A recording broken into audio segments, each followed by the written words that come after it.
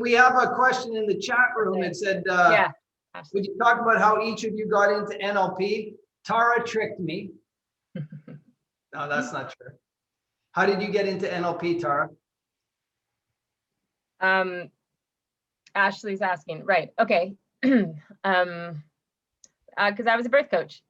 So I was a birth coach, and I was a doula, and I was killing it with my birth coaching skills and really failing miserably with the emotional aspect of things, because I did not know how to deal with people's trauma and all the stuff that was coming up for them. So as a doula, I was really good with the actual, the education around birth and like all that kind of stuff. But when somebody would say to me, I'm losing my mind and I'm not sleeping and I'm feeling, terrified about going to the hospital, if they didn't buy into my very logical reason about why they shouldn't be, then I was out of resources. So I was getting a lot of work with people that were coming off medication because they were having natural pregnancies. And so Alan suggested I might go learn NLP, which is something that he had mentioned to me many times in our marriage prior. And I still didn't know what it meant or what it was, other than that it seemed to have helped a migraine 20 years ago. Yeah, so Al said, why don't you go? And I was like, here's why I shouldn't go, because I have 3 children at home, one of whom I just gave birth to a year ago. And I went anyway. And that's why I got into NLP. And I didn't believe it. And I thought it was terrible. You guys all know, I mean, with this group, we can get as real as real.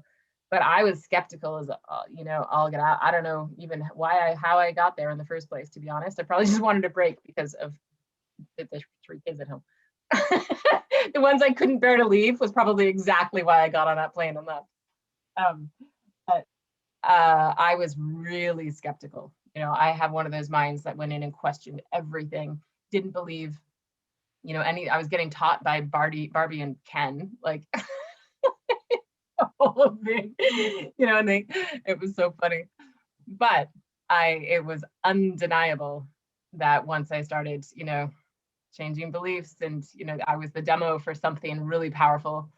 I forget what now. A swish. That's how powerful it was. Mm-hmm. And despite myself, despite my, high-mindedness, I started recognizing that there was something happening to my paradigm, and the world started shifting and changing. And by the time I came home, I had really, I'd really done what you guys did. I'd released all the negative emotions, and I changed beliefs, and I'd done all this stuff, and there I was. So Ashley asked that question. I came home from the Middle East in 1990 from a mission, 6-month mission in the Middle East. And I left the military when I got back to Canada, and I didn't have anything to do. And a friend of mine, same age as me, said, hey, do you want to buy a training company? I said, yeah, what do they train in? He said, NLP. And I said, what's NLP? And he threw Tony Robbins' book at me, Unlimited Power. And I read that, and I said, cool, let's go buy this company. And we went down, and the woman said, well, I'm not going to sell you a company unless you do the course. And I actually think back now, I wonder how many of the 30 people were actually there because they thought they were buying her company. It was a great sales line. Yeah, I'll sell you my company, but you got to take the course. Anyways, that first prac course I took in 1990 was 14 days long, not 7. There's 30 of us in the room. When you learned how to anchor, you lined up across another person, you anchored, and then you all switched seats like musical chairs, and you anchored. So it was taught differently. And then, around the same time, Tad was developing the fast track NLP training, which has really made the uptake of the information cleaner, more long lasting. And I did master prac with her, 80% of it. And then I just used NLP. And in my life, everybody's heard my story of overcoming migraines. I also overcame, now that I look back, now that I know what I know about trauma, I was the guy who had the full holographic dreams where I was in the dream, in action, had to run, had to jump, had to fight, had to do whatever. And if you talk to my first wife one night, I'm 190 pounds, she's 130. I woke up at 2 a.m. I grabbed her by the wrist and I ran. She hit the floor about 6 feet from the bed. We had a apartment with a long slate hallway. I just ran, dragging her down the hall. I turned the corner, and I'm not a good tractor trailer driver. I don't know if I gave the corner enough room up, if you know what I mean. I think she had a pretty rough ride. And we get to the kitchen, and she's beating on my chest, which is probably not a good thing to do with a guy who's in a full traumatic dream. And but she had laryngitis. She couldn't speak. So when I finally came to, I had to put her in the car, take her to the hospital for her laryngitis. I overcame my trauma with the NLP. And again, that was just one of many nightmares. If we talked to her, and I think even Tara, when you and I first got connected and became a couple, I still had quite a few nightmares in the first 5 years we were together, right? I don't have them anymore. I don't wake up in the middle of the night in cold sweats, hot sweats, whatever sweat. And I lost my first son to a hypoplastic left ventricle, and I used NLP to give his life meaning. Right? I used the skills of reframing. I said, nothing has any meaning except the meaning we give it. So, and we knew he was going to pass away before he was born. We got the diagnosis at 32 weeks. And so as soon as he was born, the clock was running. He was going to pass away. And so I said, we better give his life meaning, or if society does, you know, my wife could have gone into depression. Nobody would have faulted me for going to the bar, becoming a drunken, abusive, angry guy for a couple of years. I didn't want to do that.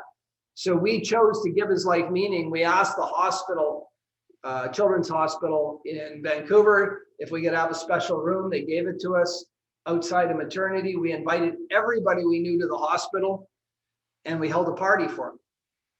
And everybody held him, and everybody loved him. And you know, he had a bath, he breastfed, he had a bowel movement. I thought he smiled. People tell me it's just gas, but I thought he smiled. And we celebrate his life. And I continue to celebrate his life to this day. My older two kids know they have an older brother. They hung Christmas stockings out forever. So those are three examples of how I use NLP in what I would call catastrophic events in your life. And then I've made money with it. And so I didn't do my training with Tad James originally. I did my training with somebody who was trained by Milton Erickson. So I was really close to the source. I was one level below. And for those of you who know me and listen to me talk when I'm with a client, I'm very Milton-esque. You know, I'm dropping people constantly into light trances. And then when Tara did her training, when she said, I signed up for a course with Tad, and I knew who Tad was, 7 days, I'm going to get 4 certificates. I said, not possible. Can't be done. I know it took me 14 days to get my prac and another year to get my master prac. And you're going to get prac. And she came back and she knew more skills. And then I said, okay, well, and Tara encouraged me. She said, you need, I've been listening to you. You coach all the time. You should just start being a coach. So I went back and I did all my training from square one. I did prac, master prac, trainers training, hypno training, timeline therapy training from square one. So the follow-on question to that is, how does our training differ from other people's trainings?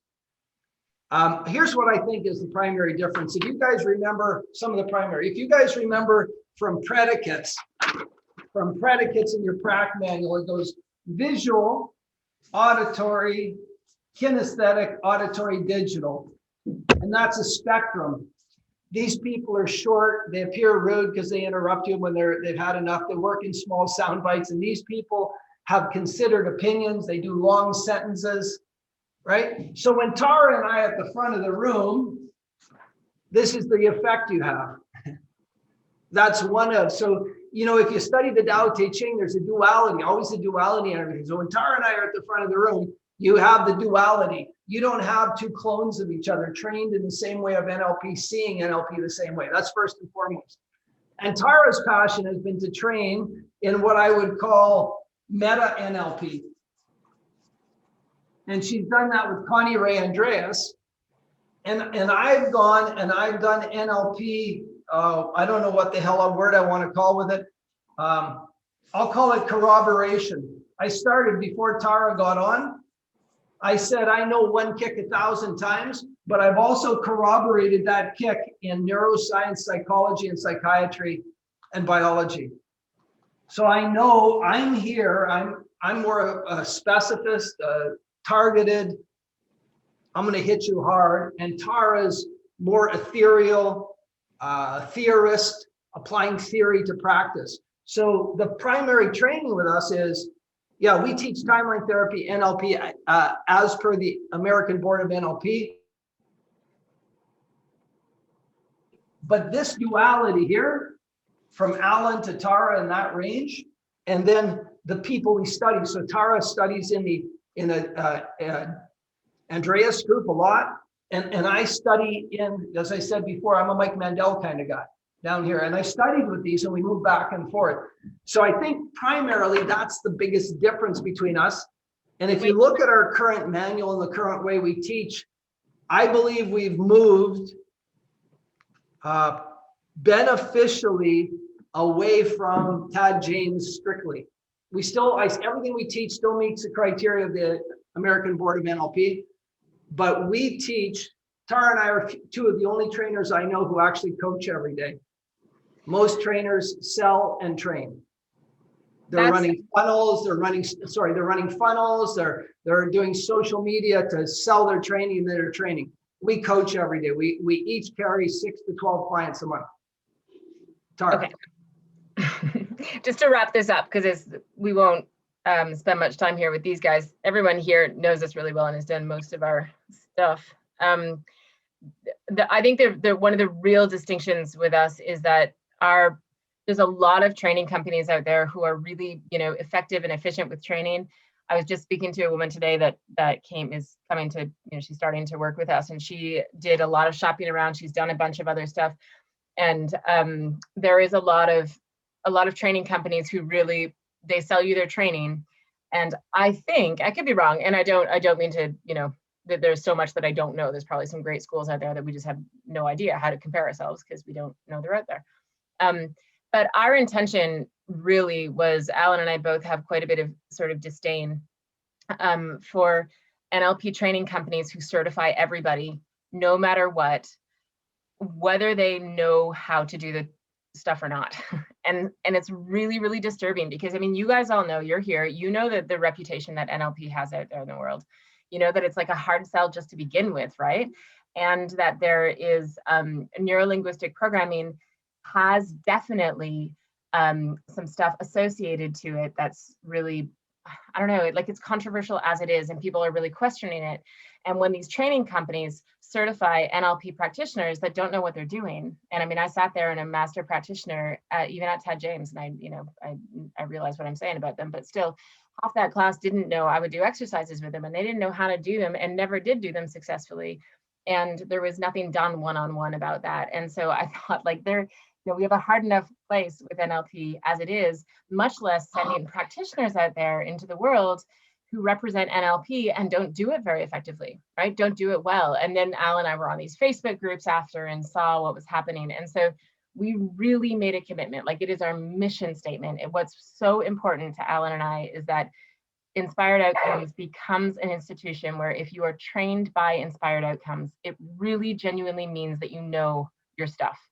If people get stuck along the course, we take them aside and we work with them. And we don't, nobody has just sort of blindly passed our course and has a certification from Inspired Outcomes that we know can't effectively work with somebody.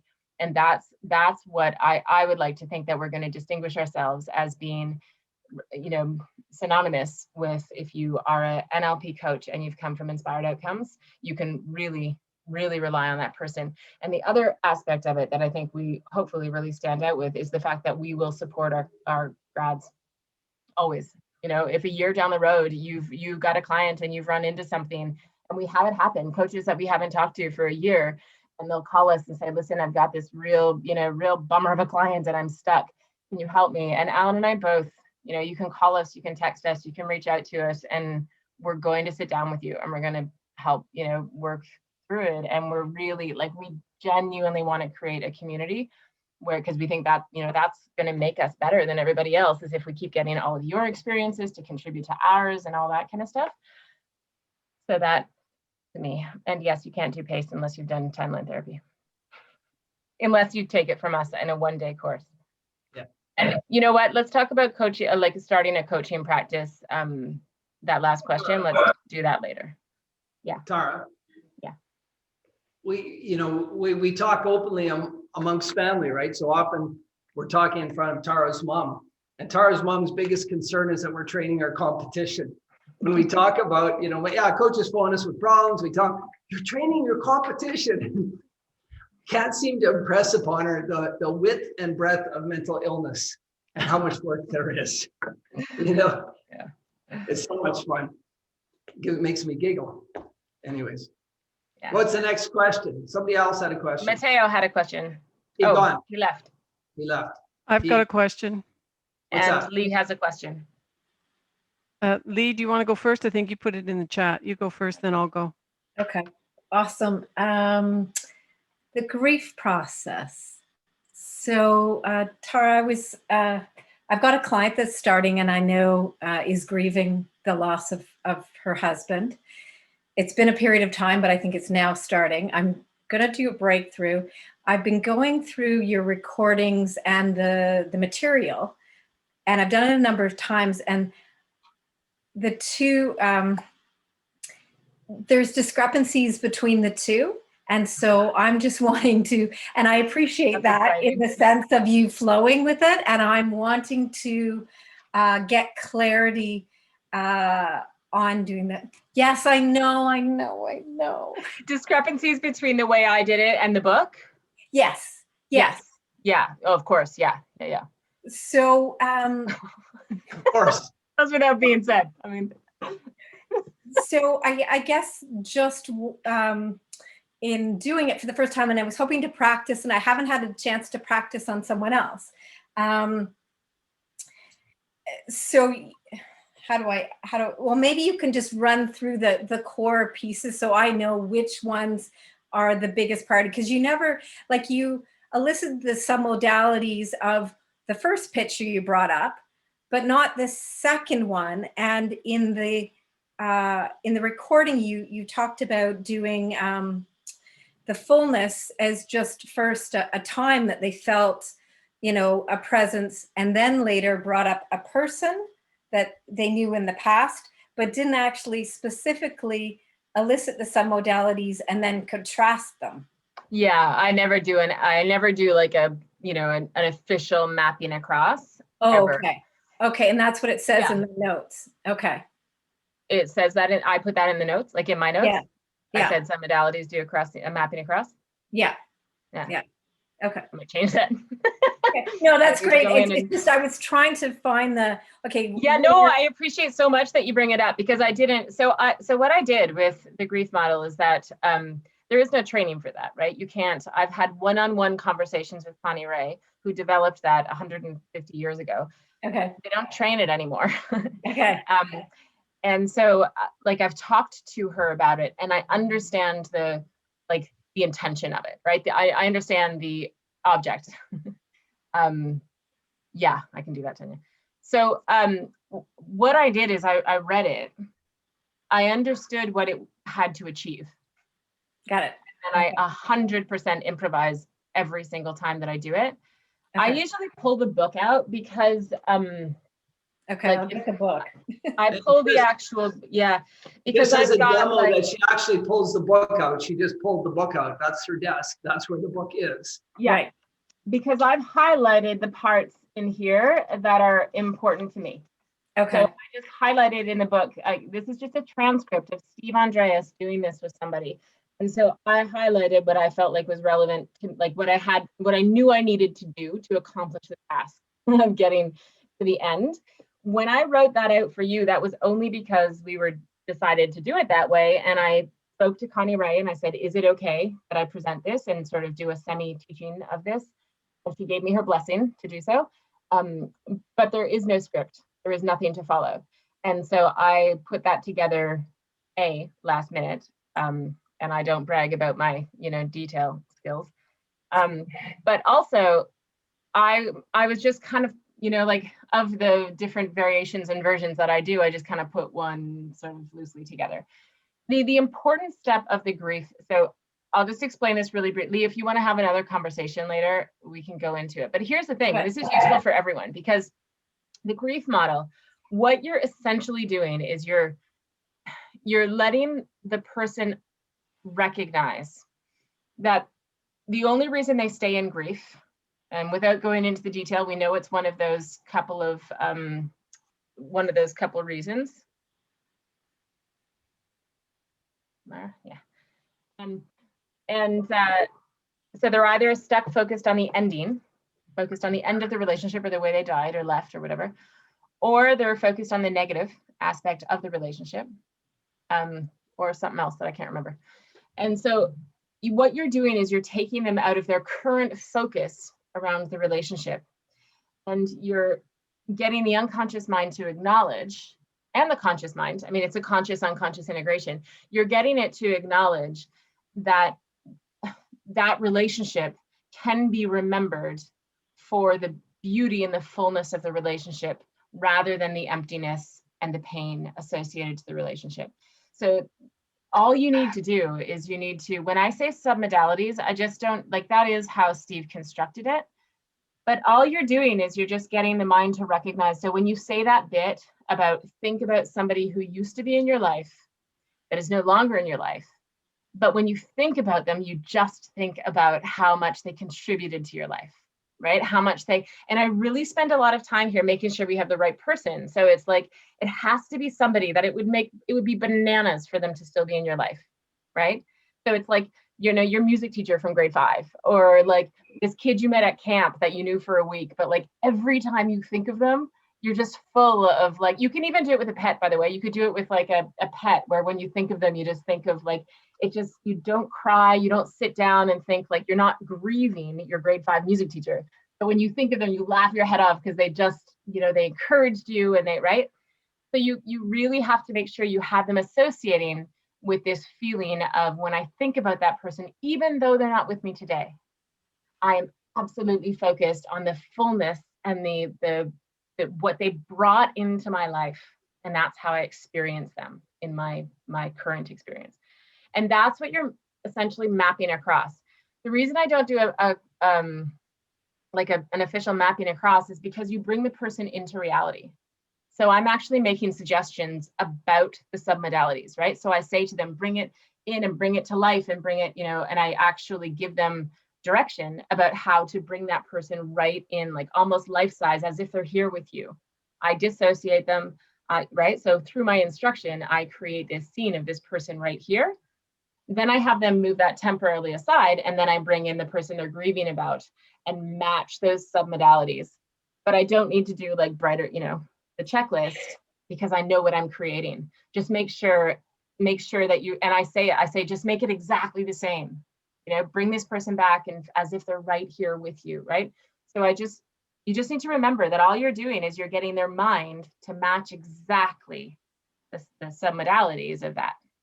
So that piece is the essential piece. And then the next essential piece is to make sure that you transfer the values of that relationship out into the future. Okay. So that piece is clear, right?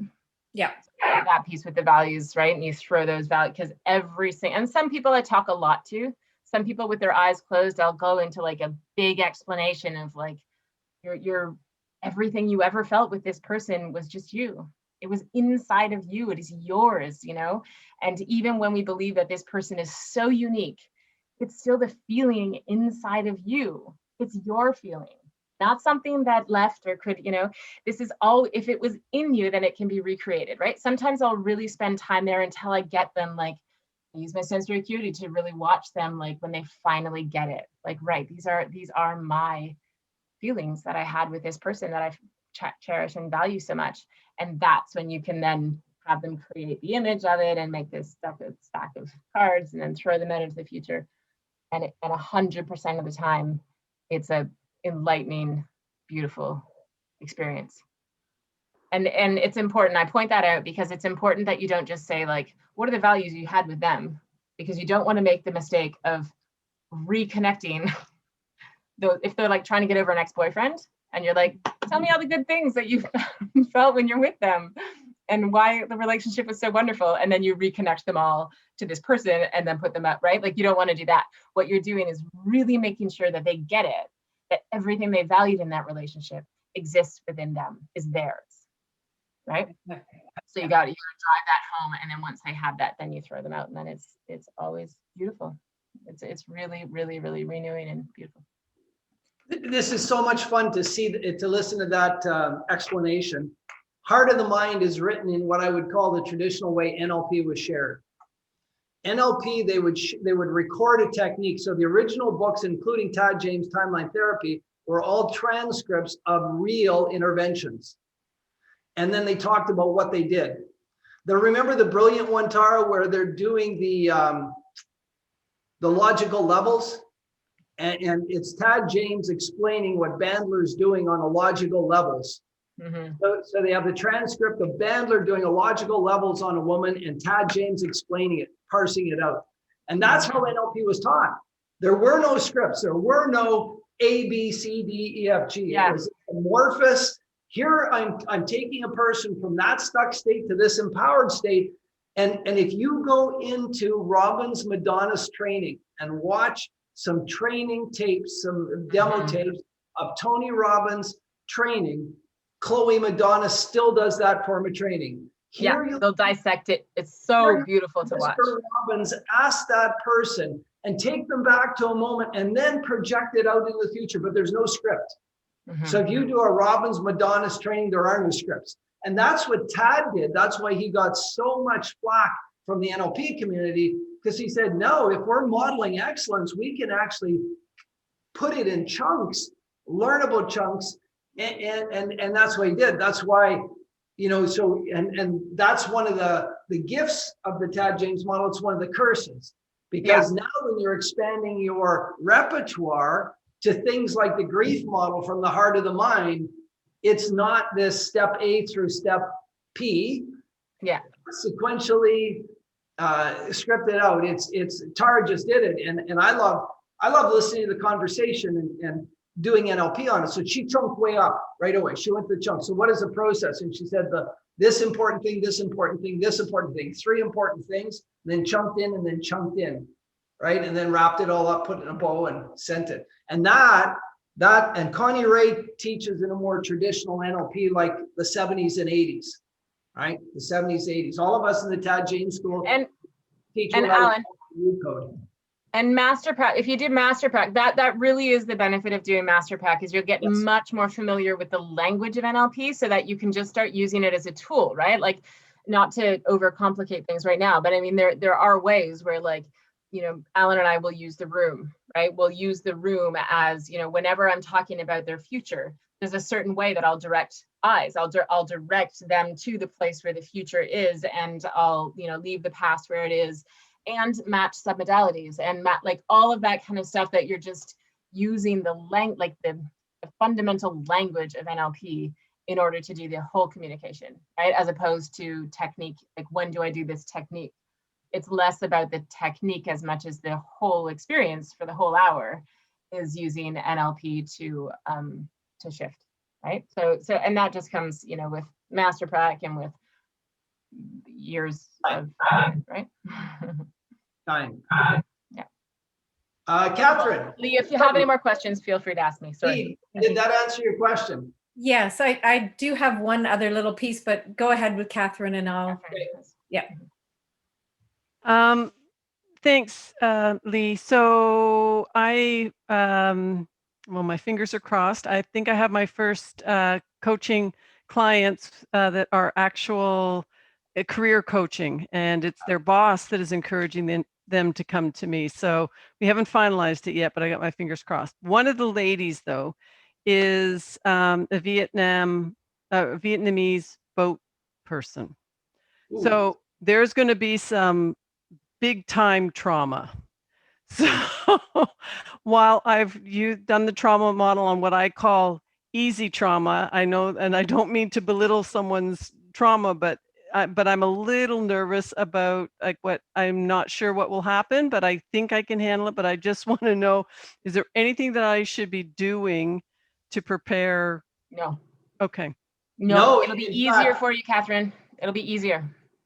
Okay, cool. Yeah, and in fact, culturally, how do I say this? If you look at trauma, broad spectrum, privileged people seem to hang on to their problems with 2 hands. Yeah. People who have gone through a trauma to survive, to thrive for their family's life and liberty, seem to leave it and move on quicker. So I think your client being a boat person is going to be both exciting and the fact when they decide to sign with you and do it, they will be a brilliant client. That will be an exciting client when they'll just do it. Because think about the commitment that they've already demonstrated. Yeah, and Right? that's going to be interesting because the challenge is it's their boss who is saying, and I've met these women, I've talked to their boss and said, well, what I see is this about this person, this about that person. Her eyes just bugged out of her head and said, yeah, that's exactly the issue. So I said, and I already sort of had in my mind, I mean, I'll take my cue from them, but my mind sort of an idea of what some of the big picture things that we need to get at with these folks. So while the boss and I agree, I now have to make sure that these two ladies also want to do it and are on board for it to be finalized. But yeah, I'm pretty excited. Bragging like hell. I think step one of PACE. Now, Tara and I don't know where we're at, maybe 500-600 different clients. Step one of PACE bypasses all resistance. If you get to Cartesian coordinates in step one of PACE and you're not 100% committed therein, I would not move forward. That, and the temptation with NLP is when you see a problem and it's like a billboard, you know what you're going to hit that problem with. And it's so tempting just to dive in and nail the problem.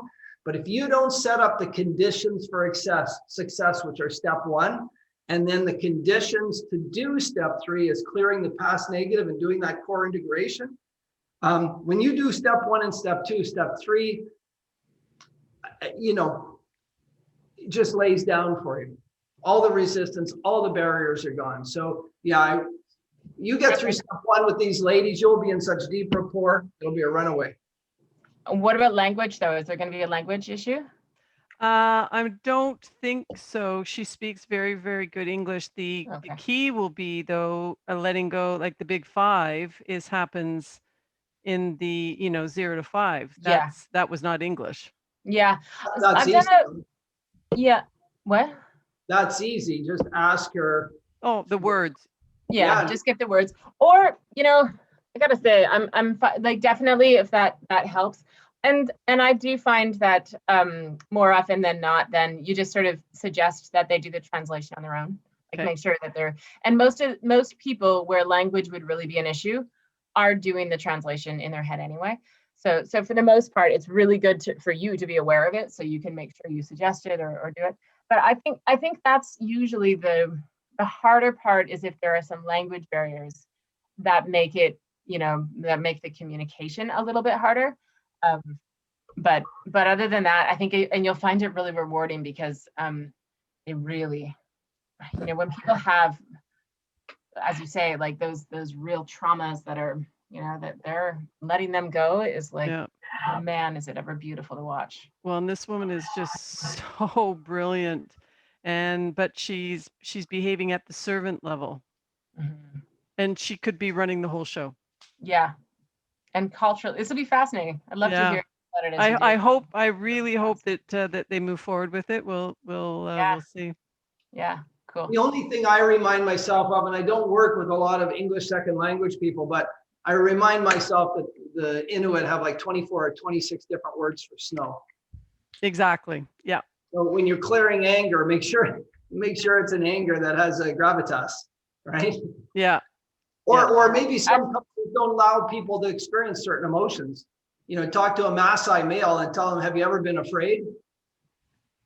And, what's the tribe in Kenya, Tara, that we're on the Maasai Mara? Help. I know, I'm trying to think, I can't remember. The Maasai. Oh, sorry, yeah. They at 13, they're guarding goats at night alone. If they get attacked by a predator, a cat, they don't go get daddy. They deal with the cat. So to talk to a Maasai man about his fears, what fear? Assuming that the trauma is what you think it is, sometimes I'll get really surprised, right? I mean, I worked with a woman who was, I might have mentioned her ages ago, a Chinese woman who was like given away by her family because she wasn't a boy, and then her, was kept literally thrown away to a farm and all this stuff. And I suspected that that was going to be, you know, what we were working on. That trauma disappeared like that.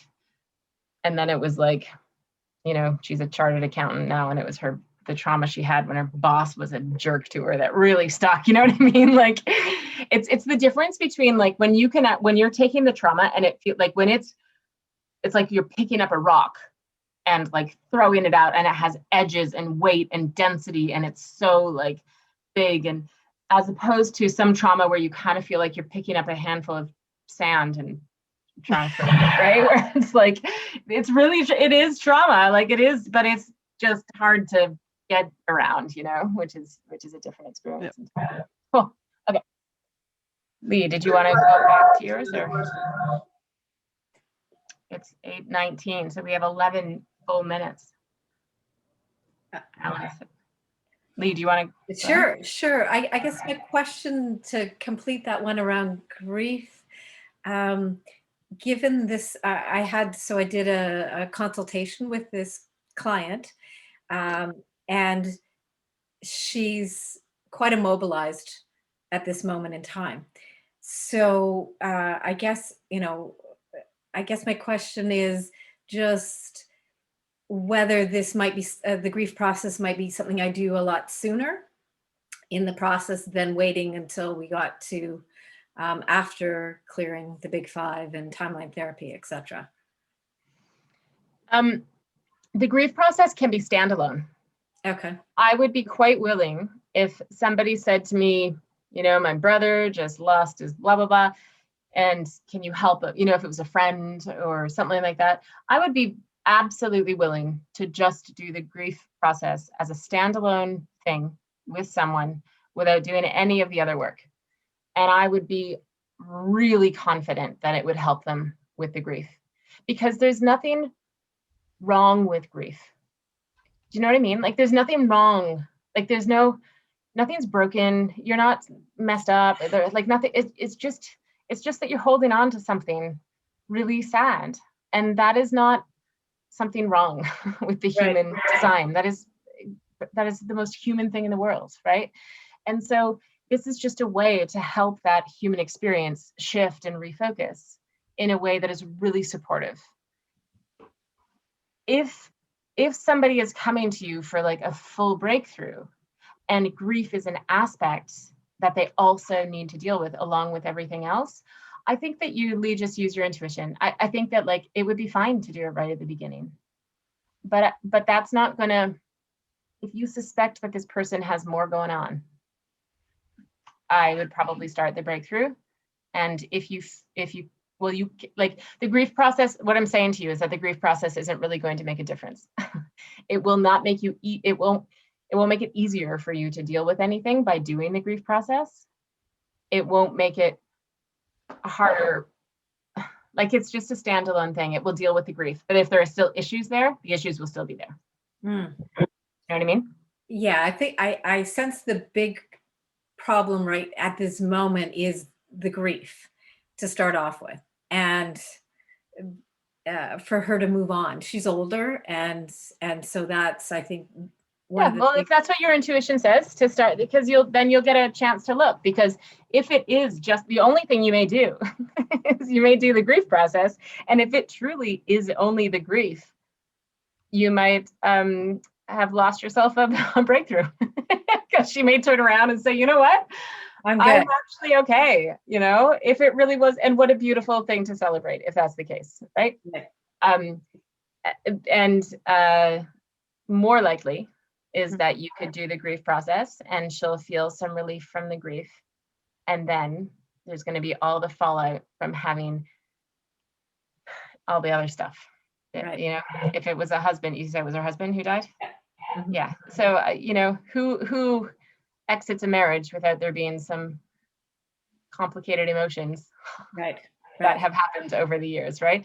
Those likely need to be resolved, you know. So chances are she's going to feel some relief about the grief, and also she'll still feel an overwhelming amount of sadness or guilt or fear, right? And so then you go into those. I think two words that are important are inappropriate and unwarranted. So again, I'm speaking as a parent who lost a child. I was allowed to grieve, and there was a grieving process. However, if today, or even a year later, if I was still an angry person, and if people say, what's wrong? I say, well, I'm grieving the loss of my son, and I drank, and I got in fights, and I bit people's head off. That would be inappropriate and unwarranted. And I think if it's inappropriate and unwarranted, I think it's a breakthrough. I don't think it's a grief process. Okay. In the process, in the month after the losing of my son, if I had known NLP grieving model then, I would have embraced it with open arms, just as a standalone. But if a person, and I think that is subjective, is it inappropriate and unwarranted? In fact, I'll guarantee it's subjective, and that's your skill set as a coach, is what she's experienced. In the work I do, because I work with trauma, there's almost always grieving. They're grieving the loss of something, right? Their rights, their freedom, they've been violated, they've lost a friend, they've lost a career, they've lost something. And the temptation doing the work I do is always to go after the trauma first. It's never served me. I will tell you, it's never served me. Setting up the conditions for success has always served me. And I've had only one time in however many times I've done this now, where I made the decision 2/3 of the way through clearing Big Five, because I kept coming up against the trauma, and I cleared a trauma, the one that they kept getting stuck on, coming back to now. So that's just my experience. This is mildly unrelated, but I think really interesting, just given that, you know, this idea of like inappropriate, unwarranted, and grief and all that kind of stuff. I don't know if you guys are, any of you are familiar. There's some, like the DSM-5 keeps getting changed, right? I don't know. Kelly Brogan is someone that some of you may know. She's a medical person, she's a doctor. She's really worth looking into, because she has some incredible insight into some of this. She's a psychiatrist, and she has now left. She has given up her license and everything else because she's been so black marketed by the medical holistic psychiatrist. Thank you. And she pointed out that the DSM-5, so, you know, the Bible of diagnosis, has now actually written in that crying is a sign of a mental illness, of depression, and a number of other things. Crying, to be medicated. So if doctors are asking, so if your like husband just died, and anything beyond, I forget, I should watch it again. She was just speaking about it, but I think it was beyond, they used to have 2 weeks. They used to say it was like, if after 2 weeks someone is still crying, now there's no waiting period. So if you are crying, you could qualify for like depression medication or something, right? Like, it's just like as if that's something broken. It's like the most human thing we can do, right? Hey, Tara. Yeah. We just had a firefighter client who had a relationship breakup, and he started crying. He cried all the time. He quit eating at work. He quit eating, lost 15 pounds because of the broken relationship. This is like a 41-year-old, 6'2", 210-pound muscle man firefighter who could not stop crying. He checked into Emerge, and they did just that. They diagnosed him, and they put him on a whole bunch of meds for crying. Yeah. So so that whole idea of what, you know, recognize it is very subjective. The idea of what is warranted, what is appropriate, especially around grief and all that kind of stuff. And the grief tool, as you guys know, like, it's the most respectful way. You can't possibly do harm. You could only do good. And that's such a great thing to offer people, right? Whose iPhone? Whose iMac iPhone? This is exciting. Someone's going to show up and we don't know who it is. It's the thought police. Yeah. Yeah, they heard me say Kelly Brogan, and all of a sudden we're getting shut down. Can I just say that, you know, in holistic medicine or in Chinese medicine, crying is the emotion of that you're meant to do. So the sound And the process that you're meant to do when you're stuck in what we call the metal element, which is your lungs and your large intestine, which is about letting go. So if the person needs to weep and weep and weep and get that process to move the energy, which will either go into like another element, water, or into wood. So we can actually help shift them. So recognizing that if a person is weeping, so that's great because it tells you right away, oh my gosh, okay, so this is where they are. And I'm going to shift them, help to shift them. Totally. I love when people cry. I Yeah, love it. it's a good sign. It's when they Yeah. hold it in that Yeah. that is bad. Okay, that's going to manifest Yeah. in a million other problems. So it's a I good, like when like a commercial gets you going or something, and I don't cry it's not a thing that I ever learned. I don't do it, well in my own life. So when I get like a good, or like Grey's Anatomy, yeah. when you start, do you ever just like go for it? Yeah. Here's my chance. But it's All great. right. I'll introduce you to my daughter if you want crying patients. Tara, Yeah, McDreamy didn't really Yeah. die.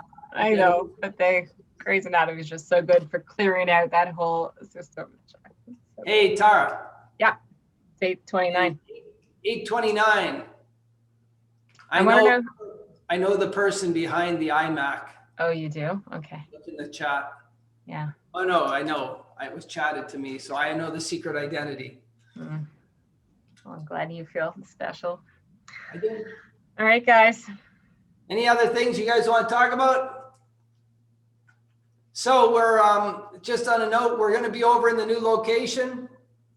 We're going to be in the new location. Hopefully, if we have internet by Monday, we'll be operational in the new center, and it's on Harvard Road. It's just around the corner from us, 100 meters away. But hopefully we'll be live from there, maybe next Tuesday night. And anyone doing wholeness? Is anyone here doing wholeness? I don't know the list. Tanya. Oh, Tanya's good. Okay. Well, we don't know where I'm doing that from. But if anyone Tanya's not, is, but Tanya's not coming from Vancouver Island, Tara. that's all I was going to do was invite you to come to the center, guys. So if you can book a flight on Thursday, that'd be fantastic. Tanya, we'll see you there. And Kara, cool. Oh, Kara, if you want to come. What's happening with the master prac? Are you having it on Yep. site? Yes. Good. Yes. Okay. Indeed. Even if we have to wear gas masks and suits and, do it in the parking lot, we're going to do it live and in person. We'll just find a way, and we will be Cool. strong and healthy as we do it. And every day at lunch, we'll go across the street to Shakespeare Arms Pub on the patio in our complete nuclear, biological, chemical warfare suits and eat. Just Yeah. need a hazmat suit. Yeah, that's all. That's what I meant. Yeah. Alan, what else information do you need? Marlena, where she lives, what else? Her age, Age. Okay. and it's COVID-19, right? Yeah. Cool. Who? Marlena? Yeah. Oh, Yeah, shit. yeah. She's been she's sick officially she got the vaccine on Monday. So thought that all of her problems was the vaccine. So I'm hugging my daughter. And then Tuesday she's feeling sick, and I said, oh, you're just unlucky. You're just having more of a reaction. Wednesday she was really sick. Thursday she said, Mom, I think I've got COVID. So she got the test and she was like lit up positive. And so I'm no. loving the vaccine because here I am hugging my kid, and I'm Yeah. free. On Saturday I tested negative, so that's good. Yeah. She was doing great. Her temperature was 102, then it went to normal, now it's back up again, so we have to get her back down to normal. Oh my gosh. Yeah. Oh, I'm so sorry to hear. Okay. Well, she's really upset. Like, she's just so frustrated because she thought she was doing everything right, and only to Yeah. you Yeah. she doesn't even really know where she got it from. She went for a walk with a friend outside, and they both ended up with it. So whether they both got it from the same place or what, we Wow. really don't know. But yeah, Yeah. it's one nasty virus. She never gets sick. Like even Yeah. with chicken pox, she didn't get this. Yeah. Wow. But Cool. she'll be Okay. fine because most people are fine. She So will. we're all She good. will. It's just the, Yeah. the ickiness that you have to go through, right?